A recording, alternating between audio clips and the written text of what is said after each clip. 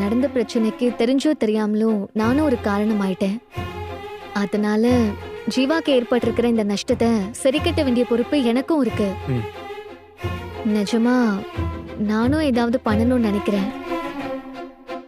இப்ப பேசுனதெல்லாம் விட்டுருங்க. கிளியரா இதுதான் கரெக்டா ஒர்க் அவுட் ஆகும்னா என்ன பிளான்னு சொல்லுங்க.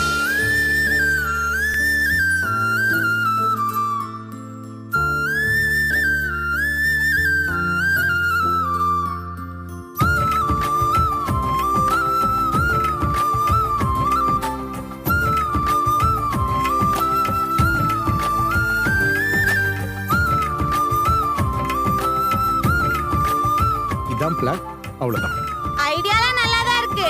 ஆனா ஏதோ ஃபுட் ட்ரக்னு சொன்னீங்களே, அதுக்கு எங்க போறது? அதுக்கு தான் இந்த குட்டி யானை.